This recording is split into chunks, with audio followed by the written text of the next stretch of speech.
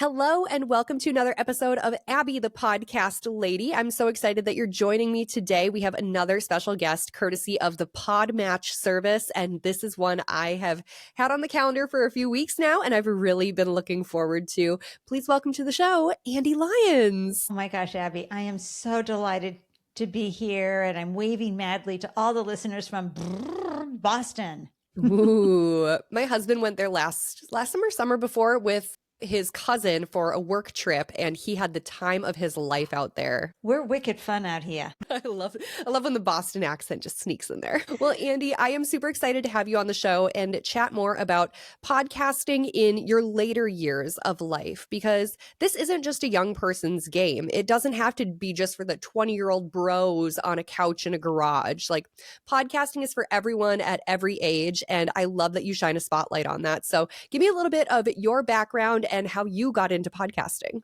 My gosh. Well, first of all, thank you so much for having me on your podcast. And I am a huge fan of podcasting.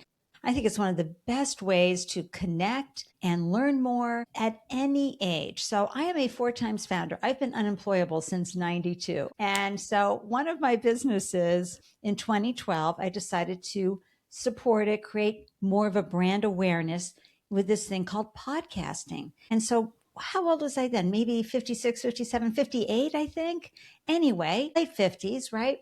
And so I figured out how to have my first podcast. And I'll be honest with you, I had a producer. I was so nervous. And that's probably just because I came from the generation where you did anything, you were worried about how everything was perceived. Today, there's so much more flexibility. You get so much more casual, more improv, right? But in those days, perfection was still ruling the day. So for the first 52 weeks, and I had 2 guests on per show. So we had to bring on board one and then another. Wow. In the hour long. But by the end of that 52 weeks, I was like, I'm good. And I went on to Blog Talk Radio. Then where I am today with Don't Be Caged by Your Age, that was 6 podcasts ago.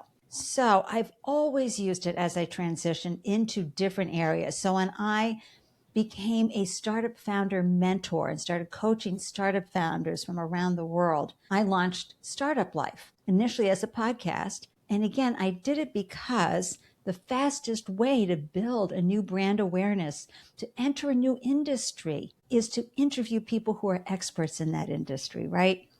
And then the podcast allows you not only to connect with really cool people and have great conversations, but it's social proof. And I say all of that, Abby, because when people think about podcasts, they often think about how many downloads, how many listeners, how many. No, it has nothing to do with that. It has everything to do with that human voice to human ear. It has everything to do with what you're going to learn. So let's say you decide to become a consultant in a new industry or enter a new industry. You start quickly interviewing those experts who will always say yes for an interview on a podcast, right? And then you are getting what we call just-in-time learning. So you take what they say. So as I was interviewing all these amazing tech founders, right, I was upping my game so I could help my clients with all of their things. So that's been my journey. And here I am, 69 and feeling mighty fine on my 6th podcast. But more importantly, I see it for folks who are coming into the idea of podcasting as really a way to enrich their life, to connect with people they may not have ever connected with before. And it's a creative outlet that is so important.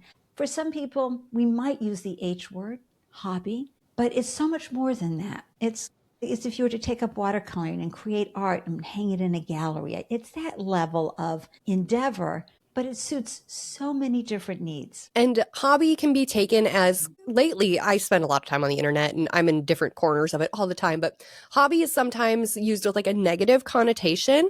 And I don't think that there's anything negative about having a hobby if it's building connection, if it's enriching your life on this planet. Like, have that hobby, make those friends, do that thing that sets your soul on fire, because that's what life is meant for. It really is. And it's a way to be fully expressed. And you were mentioning the fear that folks can have in launching, right? Yes. And it's like anything. You have to give yourself so much grace when you start. Just tell yourself, look, I'm going to do 10 episodes, no matter what. I'm going to do 10. And just be the observer. okay, what did I learn about everything in my first episode? I blew that in an interview. I'd like to do that better. Or, oh my God, I managed the technology poorly there. And instead of beating yourself up, go, oh, I'm learning to walk. That's all it is. I'm just Mm-hmm. learning. Yeah, that's a beautiful way to look at it. I have a couple of clients that I do production work for that are coming up on their 1 year anniversary of their shows. They launched within a week of each other, and that's coming up here in early February. And I just had a recording session with both of them this week. And it was so fun because we were looking back on how far everyone has come in a year. And they're like, we can't go back and listen to those first episodes because we just cringe. I'm like, I'm so glad you're saying that because I want you to cringe listening to those first episodes because that shows how much you've grown as a podcaster, how much your skills have come such a long way. I love that you're having that growth and we can look back but not have to listen back. And it's so important. So you have to be very gentle with yourself and remember that you are a student grasshopper. Yes, for sure. So, your niche right now is people later in life, podcasting, and just the aging process in general, and just not letting your age stop you from doing cool things and having new experiences. How did you decide to go all in on that with your own show? Well, thank you for asking. So, I had been a startup mentor for many years. I even had a monthly pitch event here in Boston for founders. And I just came to a completion with that. But what really drove me to start Don't Be Caged by Your Age was that I'm in with all these wonderful tech founders, startup founders of all walks of life. And I knew I could be their grandmother. I mean, really, I was early 60s at that point, and I would hear well meaning advice telling folks, explain your business as if you were telling your grandmother. And I would jump up, or try to not jump up, but inside I would jump to my feet. What do you mean? And I felt that my generation was being dumbed down when in fact we are not tech challenged, we're tech legends. We are part of founding the entire tech industry in the 70s. People went from slide rulers to calculators, from manual typewriters to computers, from vinyl to live streaming. And we had to teach everybody along the way how to do all of these things. So we have learned more about technology and can understand it better than any other generation because of how fluid we've had to be. I mean, printers for crying out loud and copiers. We went from not knowing that even being invented yet to learning them and teaching them and growing with them. So that was my first thing. Second was I did get a little upset that it was always grandma, not grandpa. I know. Why are And we then leaving Grandpa out of this conversation? gendered ageism. But then I realized I had this real fear inside of me to not let people know how old I was because would they respect me knowing I was that old? And so I finally, when I turned 66, I got the US Route 66 sign and I held it up in front of myself, took a photo, and I wrote a post on LinkedIn called Don't Be Caged by Your Age. And I talked about ageism in the startup ecosystem, gendered ageism, especially in the tech industry, and a lot of other factors, especially for women, about being afraid to say their age out loud and proud, and all the decades of lived experiences that we bring at this age. And the post went viral. And I learned so much from all the comments. People who were just so discouraged by how hard it was to get a job to folks who had figured out some amazing things and were thriving after 65. And Abby, I really had to check my own bias when a 91-year-old said, yeah, I just started this business and it's my sixth and I'm doing this. And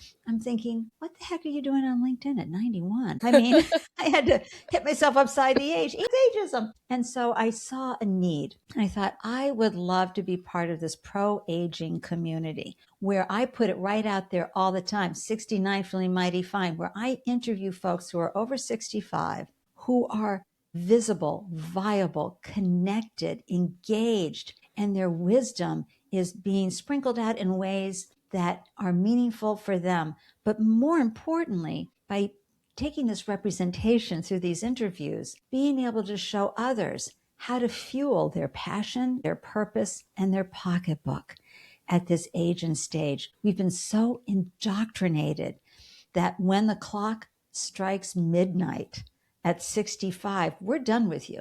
Mm-hmm. And a lot of corporations are really thinking 55, as if ambition and purpose die at Ridiculous. that age. And that's society indoctrination. That is Hollywood. I just watched something the other day and they said this guy who died was 54. He looked 75. I'm sure he was 75, but they gave him 54. You have that constant skewing of anybody being older than 50 being permafrost and not necessary. Yeah, that is something that I didn't realize was a thing. I'm only 30. I still think I'm 16 sometimes. But one of my best friends is in her 50s, and we were kind of job searching at the same time and applying to things. And she's like, well, you're going to get so many more interviews than I will because I'm in my 50s and they don't want me anymore. And I'm like, but you have 20 more years of experience. You're the expert at this. You're so good at all these skills that we have. You're a master of everything you touch. Why would they not want you? And they're like, because I'm 50. I'm like,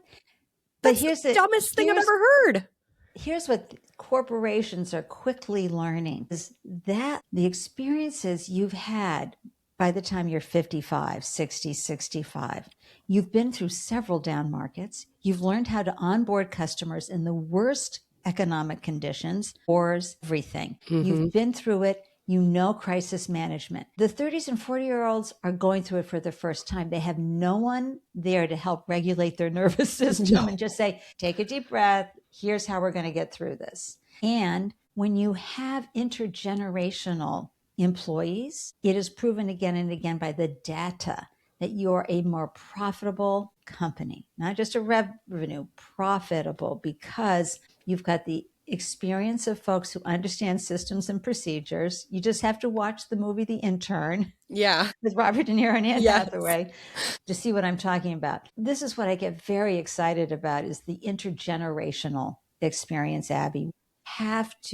Those of us who are older, have to be okay being the oldest person in the room, walking in with that confidence. And as more younger generations see us viable, etc., I'll tell you, the most common feedback I get from my podcast are from younger folks going, I had no idea the 60s, 70s, and 80s could be so vibrant, viable. Everybody says how happy they are. I am so excited. It's a whole different frame up. But for podcasting, Abby, I want your listeners to know, I entered the pro aging field. I knew nothing. I knew nobody. I didn't know who any of the players were. So I specifically set about in the first 6 months of the podcast to make sure I interviewed well-known folks in the industries who've written books, who write for Forbes or for larger magazines, who are known as thought leaders. 9 months into the podcast, I was grouped in with 4 of the top thought leaders. That's amazing. And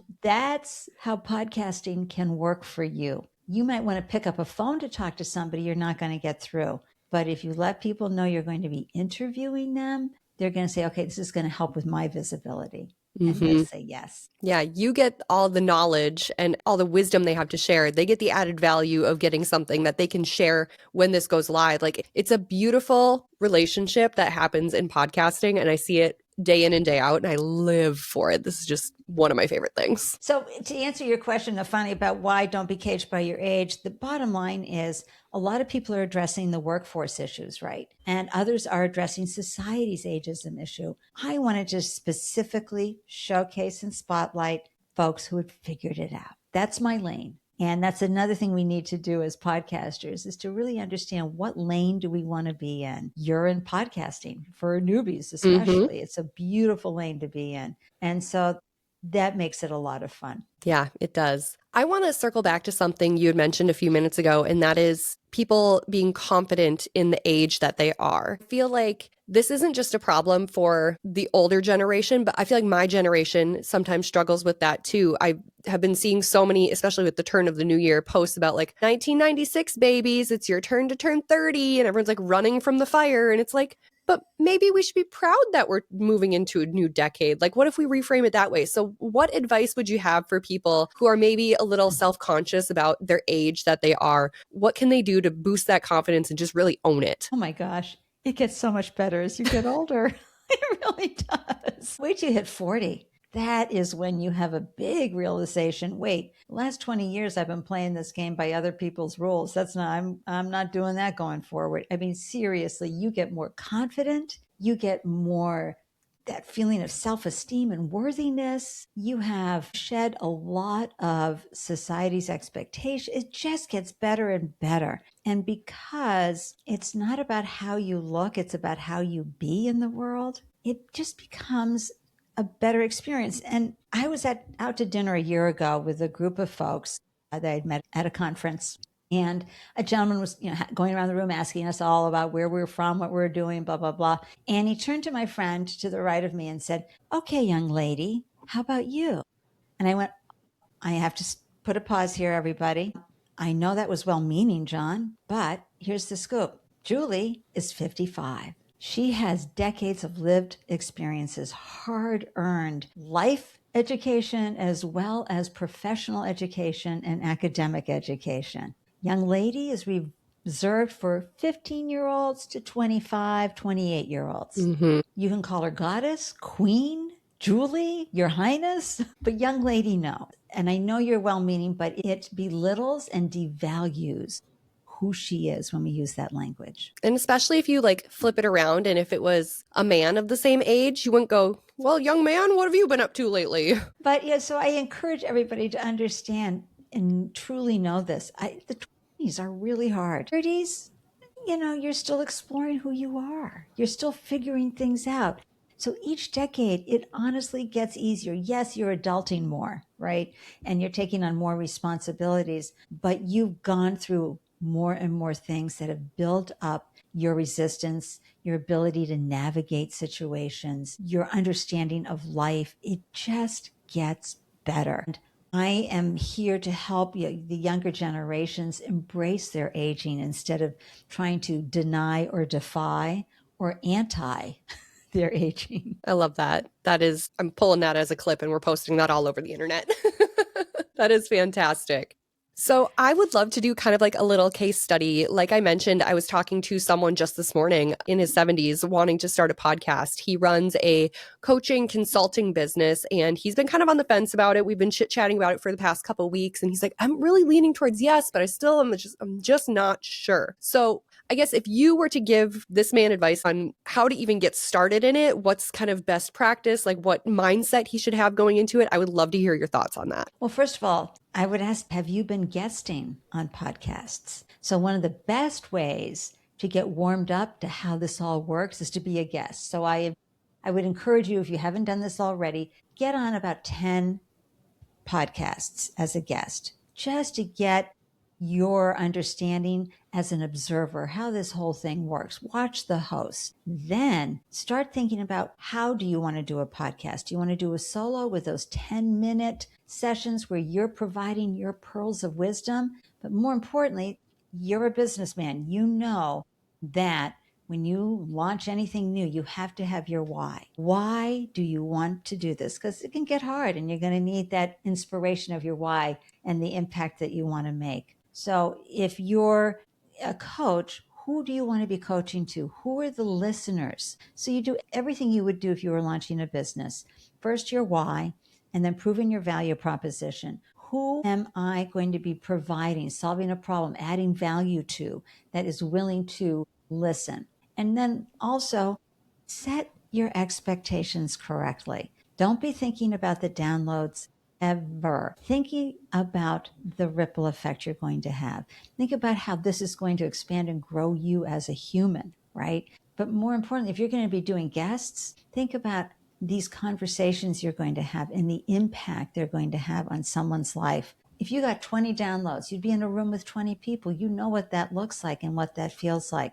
But finally, know yourself enough to know if you can manage the technology around it. Are you willing to, like Riverside makes it so easy. And oh my gosh, Abby, since 2012, this is like breeze type of producing a podcast. 100%. So there's plenty of people like Abby you can hire who will do everything for you and produce and make your life so much easier. So then you're going to go to the next step and say, okay, what kind of conversations do I want to have? What journey do I want to have on each episode? Think about your story arc, right? On the journey, even if it's just you for 10 minutes, or you're going to interview someone 35, 40 minutes. What journey do you want to take your listeners on? So you're always thinking about your listeners.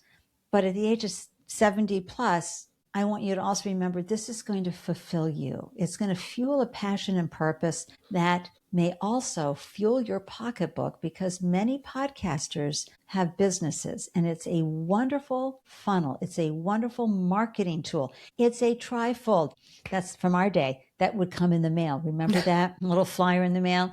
That's what your podcast does. It adds to social proof everywhere you glow, that you are viable, connected, out there, making things happen, helping people. And it reminds them, so that when you do put out an episode and you're sharing it, let's say on LinkedIn, people go, look what he's doing. Oh my gosh, I didn't know. And oh, look who we just interviewed. Or wow, that's great wisdom. The onesies and twosies that you touch, the impact is huge. And I bet you're going to touch a guest and make their life better. And maybe that guest will go and share the episode, and boom, someone else's life is touched that you'll never know about. How's that, Yeah. Abby? That is amazing. We'll cut that out. I'll just email that to him directly. It'll be fine. And honestly, it's a lot of what I told him when we had a sit down conversation before Christmas. I'm like, this is going to impact people way beyond just whatever downloads you get. Like, let's not worry about that. Let's worry about how this positions you as an expert, because you are an expert. You've been doing what you've been doing for years. You know what you're doing. Let's get that knowledge out there and share it with the world, because you obviously want to, or you wouldn't be doing what you're doing. So let's Right. And find a you way to can spread the turn word. you can turn your podcast after so many episodes into a nice ebook. Just Mhm. saying. And there's so many ways to monetize a podcast. But what I want to also share with your listeners is this is the lowest overhead creative output you could ever have. We have Riverside. I pay $25 a month for Riverside. I can do all my editing here. Zhuzhes up the audio. It doesn't matter how bad you and your guests sound. They got that magic audio thing, and boom, we're at NPR level. Then you have Buzzsprouts. So depending how many hours a month, it can be maybe $12 a month. One-time investment for your mic. So do a good one, anywhere from $60 to $250. But thinking about the monthly cost. So you've got 25 for something like Riverside, you've got another 12 for a Buzzsprout, like that's your hosting platform that gets it out. And then Podpage, I mean, that's where you can set up a website in 10 minutes. I And actually that, want to talk to you about Podpage. I love it. And so that is what, $15 a month? I mean, it's ridiculous. So for under $50, which is what you're going to spend to go out and get pizza and something, you have an ability to have a creative outlet and an impact. Okay, I would throw $9 a month for Canva if you don't want to do the free version. But that's really nothing. It costs more to go do a round of golf, I imagine. 100%. I'm also a golfer. I know it costs way more. So, I'm telling folks, this is the most budget friendly thing you could do. Okay, maybe you have to do a one time investment in your camera as well, but a webcam, but all of that, and the return on your investment is so huge. So that if you're saying, okay, for $600 a year, I'm getting this kind of lift. And if you're using it as a tool to increase brand awareness, that is so inexpensive for a marketing budget. It can be as low entry as just starting with your cell phone, which I love. I love because Yes. everyone's got a smartphone. They don't even support flip phones anymore. My dad knows because he tried to keep his flip phone. They wouldn't let him. So you can start with just your cell phone. It's great. Yeah, and they've got these great little mics. I use them all the time that are magnet right onto your shirt. You start talking, you sound like $1,000,000. Again, you're off and running. Yeah. The tools, trust me, are so much easier 13 years later. I'm 14 now. Oh my gosh. Yeah, it's crazy. Because I went to college to be a radio DJ. So that was like my career path. I was a radio DJ for almost a decade before I got into podcasting full time. And yeah, what I learned in radio school of how to edit audio and video, they don't even teach that anymore because that's outdated. That's old news. Like Riverside is a fabulous tool, especially for beginners. Like I cannot recommend this service enough. It's really, and to edit, I've never seen anything like it. You just highlight what you're taking out just like you would in a Word document, and it takes it out of the audio. Okay, Podpage, before I forget, because I was poking around your website. I'm like, this is a beautiful website. It is so well done. It is so well organized. It is easy to navigate. I love the details for all of your show notes. And like, it just looks and operates so well. And I scrolled to the bottom of it and it said powered by Podpage. And I'm like, I have heard about that company before, but I've never seen it in action. So tell me everything about Podpage for my little nerdy podcast brain. My gosh. So you sign up with Podpage, you get the URL for your podcast. So it's don'tbecagedbyyourage.com. All right. So you're not piggybacking on a podpage.com / something. No, it's your URL. And I pay, I think it's 18. Well, I can't remember what I pay, but I think it might be the $18 a month version so that I can put in YouTube, little extra zhuzhy things. There's several things I love about it. You have a guest intake form. And in that guest intake form, there is a terms and conditions, which they can just click off or they can click on it and see what your terms and conditions are. And these are very important if you have guests, because you will be using their face, their likeness, if you're doing video, their Mm-hmm. voice, etc., around the world, and you need their permission to do that. And so that's built in. You can add questions, clarifying questions if you want for the conversations. It makes it so easy so that when you have a guest, they can fill that form out. Everything's there so you can build out your episode. Secondly, they have reviews, so they can pull in reviews from Apple, or folks can do a review right there on the website. And here's a pro tip. When you thank your guest, with the final email that gives them the links for the show and where they can share the show, etc., ask them two things. One, would they be willing to help expand the reach, etc., of the podcast by providing a review, either using on the website or somewhere else? And I always ask them for a LinkedIn recommendation. And I always give my guests a LinkedIn recommendation. I like that. That's Because a tip I've not yet heard in all of my time podcasting. It's a great idea. it's reciprocity. They carved out time to be on your show. It's lovely to be able to give them a lift. But also, what I do is I don't just ask them if they would be willing to give me a LinkedIn recommendation. I say, tap this link to see what others have said, so that they can quickly see, well, what have others said? And I'll just add this, right? Mm-hmm. Make it as easy as possible for them. But Podpage, to get back to Podpage, makes it very easy for them. Tap the link, hit the 5-star, leave a comment, they're done. They don't have to go on Apple, Spotify, nowhere. The other thing I like about it is, how they showcase the guests. You can just scroll down immediately. I had someone who came on the show and he said, the reason I said yes is I went through the guest list. I was like, wow, she's had some of the heavy hitters. So that's another, again, social proof. But the best part is when I said it takes 10 to 15 minutes, honestly, you choose, like, That's you bring it. in either your brand colors, you choose how you want your page to look. They have several templates to choose from. Things just start populating. And you just put in your RSS feed, which is your hosting platform's link for your podcast. It automatically imports the episode for you, and it makes it all look gorgeous. You can go in and add SEO detail if you want afterwards, and make sure the guest is tagged, so that when people go through your show notes, boom, they'll see a whole write-up about the guest, that the guest filled out their bio, their links, their contact info. I saw all that guest information. I'm like, because this was before I figured out it was like on Podpage. I'm like, how much time does Andy have in the day? Does she have 13 people working for her to make this happen? Because this is an insane amount of work if she's just hammering this out herself. But Podpage does that for you. Yes, it does. And as someone who's had so many websites for her podcasts, all 6 of them, when I learned about Podpage, I just went crazy. I thought, oh my gosh, my life is so much easier now. Well, and it's so affordable because when I saw it, I'm like, well, I'm going to poke around and see what pricing is for something like this, because this is like an elite service. Like I said, I'm floored by how it looks, how it operates.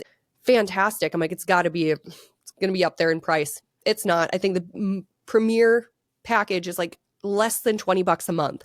Right. Like, And the I spent more on that great. on coffee this morning. Oh my gosh, it really, I just adore it. And I'm sure people could hear me from miles away when I let out my Yahoo. What? And I'm always on the hunt for like ways I can level up my service for my clients, and like, how can I help them expand their brand, expand their podcast? And now I'm thinking in my head, like, well, could I manage their pod pages for them so then they do have that dedicated website? Oh my gosh, so easy. And be sure to get an affiliate link. Yeah. Oh, I'll be sending some emails after we're done here. So that's great. I would love to just also share with folks an initiative as an older adult that I took on 2 years ago when I launched Don't Be Caged by Your Age in March of 2024. I also launched the New England Podcasters Group. And I want to talk about this because, especially for your older audiences and listeners, that finding community as you age gets much harder. You don't have all the built-in systems as you did as a younger person. Also, time is your most valuable asset, so you become super discerning of where you're going to spend your time. Mm-hmm. So there's lots of ways to meet people. There's Meetup and Eventbrite. You can find different things that might help you out. In my case, and especially having been a founder, starting things was easy for me. I wanted to hang out in an intergenerational community with indie podcasters because, as you can hear Abby right here, y'all are so fascinating. We are all so fascinating, interesting, quirky, passionate. I mean, they're just so much fun to be with. And I thought, I want to take what I learned from PodFest, which is our annual conference for independent podcasters, and create something that was monthly. And because I'd had a monthly pitch event, I knew how to set that up. It was still hard. You always say, what happens if I throw a party and nobody shows up? But you get a few key players. I got a featured speaker, someone I knew, and boom, the first event, we had 15 people, and it's been growing ever since. And then I created a membership a year ago, because anytime you do something that you want to have longevity or sustainability, you do need to fund it. Yeah. These things don't put themselves on for free. But we have had a blast. Every second Saturday of the month at 12 noon, a wonderful local cable access TV facility hosts us. So Fun. we actually gather in a TV studio. We have TV cameras that are, following us around. We're able to bring folks in virtually, so that now, yes, it's New England and people drive 2.5, 3 hours to come to this event. That's how amazing it is. And I'm not saying it's amazing because of me. I'm saying it's amazing because of the people who show up. And we started a podcast. We're doing all sorts of fun things. And now we have a virtual capability as well. People can certainly tune in and have a good experience watching the virtual. In person is always great. But then I created a community pod garden using circle.so, that platform. And now people can come from around the world and join us there for that uplifting, supportive. We're not trying to sell you anything. We're not trying to do anything. We're just trying to make your podcasting experience feel less isolated. So I just wanted to share that, because anybody can start a community locally. And especially in the age of AI, when you're really wondering, is that real? Being able to hug people in real life, or as I call it, hurl, is a wonderful thing. I love that. I definitely wanted to touch on that during this interview, because I am in so many different podcasting groups on Facebook, and I'm always seeing things about the New England Podcaster Group. Like, you guys are active, and you're always popping into different places. Like, I swear I see something from you guys once a week. So getting to hear like the backstory of it and what it is now compared to what it was when you started, like, I'm so is it weird to say I'm proud of you? I'm proud of you. I'm a live event person as well. I DJ and I host music bingo, and I'm always helping with like charity events. And it takes a lot of work to put these things on. And you do sit there and you go, what if no one shows up? I know. It really does. And also to start charging, right? Mm-hmm.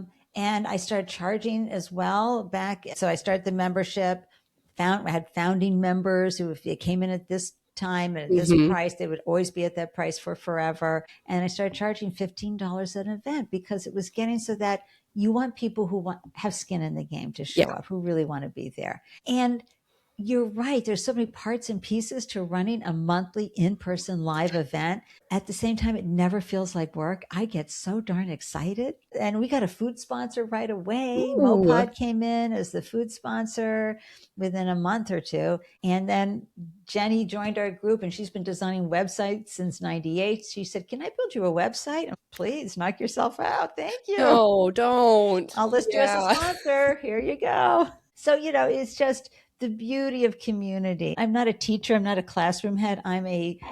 Hey, I've created the space and place. Knock yourselves out. You all have agency. Have fun. That's amazing. I am, speaking of community, so excited for PodFest, which is happening in Orlando next week. By the time this episode's out, PodFest will be done and over with, unfortunately. It is my favorite week of the year. I went for the first time last year, and there is just something so special about being surrounded by 2,000 other people who are like-minded and want to see each other succeed and share stories and share experiences and learn from each other. It's just an electric space to be in. They do such a great job, Abby. First of all, I am very fussy about events. If you're not running, if you're sloppy, I am no. I want something that's a beginning, a middle, and end that people manage well. And Mm-hmm. every session they manage beautifully. They have a room monitor, all of that.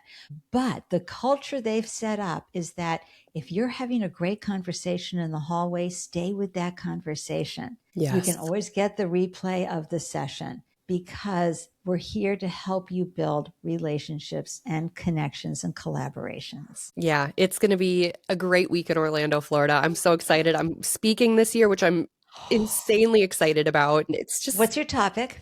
It's the podcast remix strategy because I'm also a DJ. So it's all about remixing your content, your audio or video podcast into every other part of your marketing. I am going to hop on Hoova Hova, whatever you call it, and sign up for that. Put that on my schedule. 10 o'clock on Thursday. Andy, this has been so much fun. I'm so excited to meet you in person. It's so cool that we're doing this now, and then a I week know I from get now to we'll see be in you the in same just a place. few days. Yeah. So thank you so much. Before we go, I have a couple quick questions for you. First one is, what podcast have you been listening to lately that you've been loving that isn't your own? Such a good question. I have to filter through so many when I think about what I'm tuning into. Marianne DeMello Smith has a Message in the Middle podcast, which I love. She's one of the best interviewers I know. And her voice, she should be doing meditation tapes too. I mean, I just calm down just hearing her. And Real Men Feel with Andy Grant. I always love tuning into that because we need to be reminded of the toxic masculinity situation out there. And as a mom of two sons and my beloved husband, I love to see men represented in a way that is healthy. And Andy Grant is a phenomenal interviewer as well. And his guests just really show a beautiful side to men. So those are the ones I'm listening to. I tend to not listen to famous ones, and I'm not going to go into the political ones I listen to, but I'm going to On Air Fest in Brooklyn at the end of February. Ooh. And I'm excited to see the bigger podcast folks. So my favorite podcast to listen to is We Can Do Hard Things with Glennon Doyle. Ooh, that's a great pick. It's a reminder because a lot of times it's so easy to want to just curl up. Instead, they interview some great folks who help you stay strong during really difficult times in life, because we can do hard things. I say that to myself almost every day. Like, I can do hard things. I can do hard things. Andy, this has been so much fun. I have been looking forward to this for a very long time. So I'm so glad that we got to do it. Before I totally let you go here, where can people find you? Where can they find your podcast? Please connect with me on LinkedIn, Andy, ANDE, Lyons, LYONS. Visit don'tbecagedbyyourage.com to get the inspiration you need to thrive after 65. And check out the New England Podcasters by going to newenglandpodcasters.group and follow us for all the fun on Instagram at New England Podcasters Group.